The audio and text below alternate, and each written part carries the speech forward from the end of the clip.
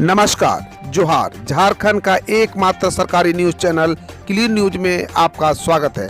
समस्या किसान से जुड़ा हो या हो पारा शिक्षकों का मुद्दा, हर खबर पर होगी हमारी पैनी नजर। सभी खबर सिलेक्टेड और काम की है, तो वीडियो के अंत तक बने रहें। साथ ही आप न्यूज को किस गांव या शहर से देख रहे हैं, हमें कमेंट में जरूर बताइए। आज का लाइक हम 100 रखते हैं, उम्मीद है कि आप इसे पूरा करेंगे।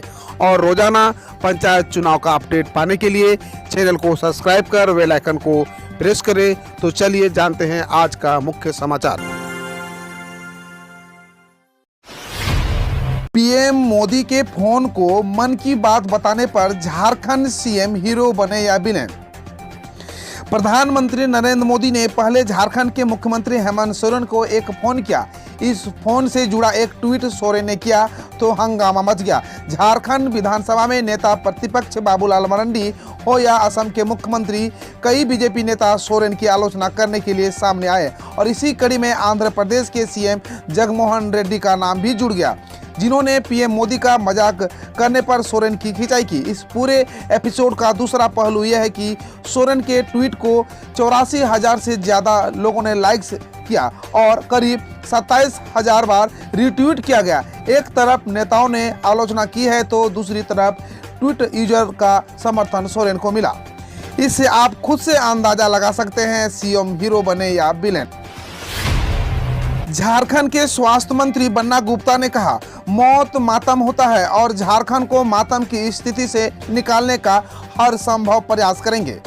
झारखंड में कोरोना का कहर जारी है। इस बीच राज्य के सत्ताधारी दल झारखंड मुक्ति मोर्चा ने कोरोना के बढ़ते संक्रमण के लिए केंद्र सरकार के मिसमैनेजमेंट को जिम्मेदार बताया। झारखंड के स्वास्थ्य मंत्री बन्ना गुप्ता ने कहा कि राज्य सरकार अपने स्तर से पूरी तरह तैयार है। उन्होंने कहा कि हम इस महामारी का डटकर मुकाबला करेंगे और हर हाल में राज्य की जनता को, चाहे वो बच्चे हों या बुजुर्ग, उनकी जान बचाएंगे।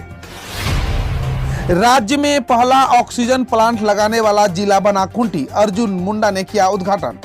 झारखंड में कोरोना संक्रमण के मामले तेजी से बढ़ रहे हैं। आलम यह है कि संक्रमण का मामला राज्य के गांव-गांव तक फैल चुका है। इस बीच एक अच्छी खबर खूंटी जिले से सामने आई है। खूंटी में एक ऑक्सीजन प्लांट का केंद्रीय मंत्री अर्जुन मुंडा ने उद्घाटन किया है। इस संबंध में जानकारी देते हुए खुद केंद्रीय मंत्री अर्जुन मुंडा ने कहा कि खूंटी ऑक्सीजन प्लांट लगाने वाला राज्य का पहला जिला बन गया है। केंद्रीय मंत्री ने कहा कि रियाद से 5,000 सिलेंडर झारखंड काफी जल्द पहुंच जाएगा। किसानों के खाते में आज आ सकती है पीएम किसान सम्मान निधि की 8वीं किस्त।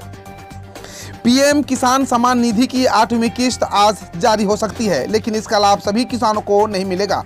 पूर्वी सिंहभूम जिले में लगभग 2.58 किसानों को इस योजना से जोड़ने का लक्ष्य था, लेकिन अब तक लगभग 49,967 किसानों का ही निबंधन हुआ है। प्रवासियों की मौत पर आश्रितों को मिलेंगे 1.5 लाख। झारखंड सरकार लेने जा रही है बड़ा फैसला।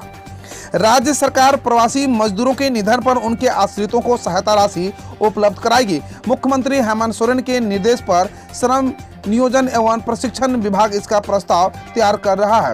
प्रवासी मजदूरों के निधन पर आश्रितों को 1.5 लाख रुपए तक का सहायता राशि मिल सकती है। रिम्स और सदर अस्पतालों का होगा अपना ऑक्सीजन प्लांट। 1 मिनट में तैयार होगा 2100 लीटर। कोरोना संक्रमण काल ने इंसान को ऑक्सीजन का असली कीमत एहसास करा दिया है। मौजूदा समय में न सिर्फ झारखंड बल्कि पूरा देश ऑक्सीजन की किल्लत से झेल रहा है। झारखंड में केवल जमशेदपुर में ही ऑक्सीजन प्लांट है, जहां से पूरे राज्य के अस्पतालों को ऑक्सीजन उपलब्ध कराया जा रहा है। मौजूदा संकट को देखते हुए केंद्र सरकार ने राज्य के तीनों मेडिकल कॉलेज, रांची स्थित रिम्स, धनबाद स्थित पीएमसीएच, जमशेदपुर स्थित एजीएम अस्पताल और रांची सदर अस्पताल में ऑक्सीजन प्लांट लगाने की योजना बनाई है। रिम्स में तैयार हो रहे ऑक्सीजन प्लांट की उत्पादन क्षमता 2100 लीटर प्रति मिनट होगी।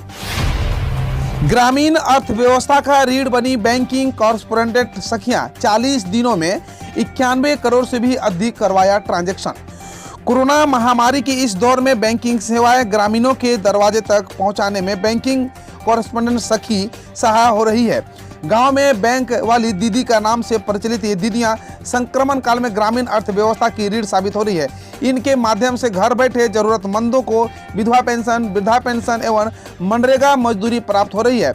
अप्रैल 2021 से लेकर अब तक राज्य में इन 20 सखियों के द्वारा 91 करोड़ से भी ज्यादा राशि का ट्रांजैक्शन किया जा चुका है। भाजपा ने कहा झूठ की खेती बंद करो, आजसू भी भड़का, संकट काल में हुआ सियासत गर्म।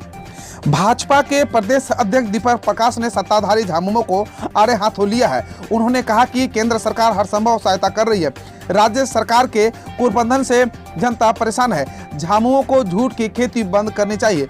झामुमो के नेताओं को गैर जिम्मेदाराना बयान से बचना चाहिए। जनता ने अगर सत्ता सौंपी है तो जनता की ईमानदारी से सेवा करनी चाहिए, न कि अपनी नाकामियों को छिपाने के लिए केवल केंद्र पर दोषारोपण रखना चाहिए।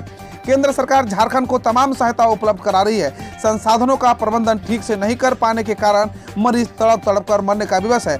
झामुमो का आरोप बिल्कुल निराधार है। उन्होंने मांगा क्या है कि केंद्रीय सहायता का झारखंड सरकार श्वेत पत्र जारी करे तो सब दूध का दूध और पानी का पानी साफ हो जाएगा। कोरोना से बचाव में झारखंड सरकार नहीं करेगी ढिलाई, पूर्ण लॉकडाउन करने के दिए संकेत। झारखंड में कोरोना का प्रकोप बढ़ता जा रहा है। ऐसे में झारखंड सरकार ने लॉकडाउन लगाया हुआ है। हालांकि इसे स्वास्थ्य सुरक्षा सप्ताह का नाम दिया है, लेकिन अब संक्रमण की चेन को पूरी तरह तोड़ने के लिए झारखंड सरकार संपूर्ण लॉकडाउन की तरफ बढ़ सकती है। सत्तारूढ़ झारखंड मुक्ति मोर्चा ने ऐसे संकेत दिए हैं। पार्टी महासचिव सुप्रियो भट्टाचार्य ने कहा कि स्थिति को देखते हुए कई राज्यों ने लॉकडाउन की कड़ाई से लागू किया है। झारखंड में भी कठोर दौर के लिए तैयार होना पड़ेगा। झारखंड स्टेट बार काउंसिल का निर्देश, 1 हफ्ते तक न्यायिक कार्यों से दूर रहेंगे राज्य के वकील। कोरोना के बढ़ते संक्रमण को देखते हुए राज्य भर के वकील अगले 1 हफ्ते तक न्यायिक कार्यों से दूरी बनाए रखेंगे। इस संबंध में झारखंड स्टेट बार काउंसिल की ओर से राज्य भर के सभी जिला बार एसोसिएशन को निर्देश जारी किया गया है। झारखंड स्टेट बार काउंसिल के चेयरमैन राजेंद्र कृष्ण ने यह जानकारी दी है। अब खबर देश विदेश और देश की विभिन्न योजनाओं एवं राजनीतिक गलियारों से। बंगाल बीजेपी ने शुभेंदु अधिकारी को बनाया नेता प्रतिपक्ष, चुनाव में ममता बनर्जी को दी थी मात। पश्चिम बंगाल विधानसभा चुनाव में नंदीग्राम सीट से मुख्यमंत्री ममता बनर्जी को हराने वाले शुभेंदु अधिकारी का सियासी कद भारतीय जनता पार्टी ने काफी बढ़ गया है और पार्टी ने उन्हें जिम्मेदारी सौंपी है। हेमंत बिस्वा शर्मा बने असम के मुख्यमंत्री, शपथ ग्रहण समारोह में शामिल हुए जेपी नड्डा। बीजेपी नेता हेमंत बिस्वा शर्मा ने सोमवार को असम के 15वें मुख्यमंत्री के तौर पर शपथ ली। शर्मा के शपथ ग्रहण समारोह में पार्टी अध्यक्ष जेपी नड्डा समेत पूर्वोत्तर राज्यों के कई मुख्यमंत्री मौजूद रहे। मुख्यमंत्री के साथ कैबिनेट के सदस्यों ने भी शपथ ग्रहण किए। 17 करोड़ से ज्यादा वैक्सीन लगाने के साथ ही भारत ने अमेरिका और चीन को पछाड़ा। कोरोना के खिलाफ टीकाकरण अभियान में भारत तेज रफ्तार से आगे बढ़ रहा है। वैश्विक स्तर पर भारत सबसे तेज वैक्सीनेशन करने वाला देश बन गया है। केंद्रीय स्वास्थ्य मंत्रालय ने सोमवार को बताया कि भारत में 17 करोड़ लोगों को वैक्सीन लग चुकी है। वहीं इस आंकड़े तक पहुंचने के लिए चीन को 119 दिनों का समय लगा, जबकि अमेरिका को 115 दिन लगे। कांग्रेस कार्य समिति की बैठक में चुनावी हार पर चर्चा। सोनिया बोली, हम निराश हैं, लेकिन सही सबक लेने का जरूरी। कांग्रेस की अंतरिम अध्यक्ष सोनिया गांधी ने कल कांग्रेस कार्य समिति की बैठक बुलाई। इस बैठक में 5 राज्यों में हुए विधानसभा चुनाव में पार्टी की हार पर मंथन किया। कांग्रेस अध्यक्ष सोनिया गांधी ने कहा कि पार्टी को विधानसभा चुनाव में अपनी गंभीर असफलताओं पर ध्यान देना है और सही सबक निकालने के लिए वास्तविकता का सामना करना होगा। कांग्रेस वर्किंग कमेटी की एक महत्वपूर्ण बैठक को संबोधित करते हुए सोनिया गांधी ने कहा कि वह ऐसे हर पहलू को देखने के लिए एक छोटा समूह गठित करने का इरादा रखती है जो इस तरह के बदलाव का कारण बने। कांग्रेस की कार्य समिति में पूर्व पीएम मनमोहन सिंह के अलावा AK एंटनी और पार्टी के असंतुष्ट गुट G23 के गुलाम नबी आजाद भी शामिल थे। देश में इस्तेमाल होने वाले दोनों टीकों का बच्चों पर हो रहा है ट्रायल। अखिल भारतीय आयुर्विज्ञान संस्थान यानी एम्स के निदेशक डॉक्टर रणदीप गुलेरिया ने कहा कि देश में इस्तेमाल होने वाले दोनों टीके का बच्चों पर ट्रायल हो रहा है। दूसरे देशों में भी ट्रायल चल रहे हैं। उम्मीद है कि कुछ सप्ताह में सेफ्टी ट्रायल का डाटा आएगा। अवश्य वैक्सीनेशन के बारे में यह दावा किया जाता है कि उसे 12 साल से अधिक उम्र के बच्चों को दिया जा सकता है, लेकिन 12 साल से कम व 6 साल से अधिक उम्र के बच्चों पर ट्रायल हो रहा है। विदेशी सहायता पर राहुल ने कहा, सरकार ने अपना काम किया होता तो यह नौबत नहीं आती। कांग्रेस के पूर्व अध्यक्ष राहुल गांधी ने कोरोना महामारी से निपटने के लिए दूसरे देशों से मिल रही सहायता को लेकर सोमवार को केंद्र सरकार पर कटाक्ष करते हुए कहा कि अगर सरकार ने अपना काम किया होता तो ये नौबत ही नहीं आती। उन्होंने ट्वीट किया कि विदेशी सहायता पाने पर केंद्र सरकार बार बार छाती ठोकना निराशाजनक है। अगर मोदी सरकार ने अपना काम किया होता तो ये नौबत नहीं आती। कांग्रेस ने पिछले सप्ताह कहा था कि विदेशी सहायता को लेकर सरकार को पारदर्शिता सुनिश्चित करनी चाहिए और प्रधानमंत्री नरेंद्र मोदी को इससे जुड़ा विवरण सार्वजनिक करना चाहिए। कोविड-19 से ठीक होने के बाद लोगों को हो रही है गंभीर बीमारियां, लक्षणों का ना करे इग्नोर। भारत में कोरोना वायरस के बढ़ते संक्रमण के बावजूद रिकवरी रेट काफी अच्छा है और देश भर में अब तक 82% से ज्यादा लोग ठीक हो चुके हैं। कोविड-19 से रिकवर होने के बाद लोग अपनी हेल्दी लाइफस्टाइल शुरू कर सकते हैं। हालांकि नए स्टडी में खुलासा हुआ है कि कोरोना से संक्रमित हुए लोग लंबे समय तक समस्याओं से जूझ सकते हैं, जो कोविड संक्रमण से होने वाले नुकसान से अलग हो सकते हैं।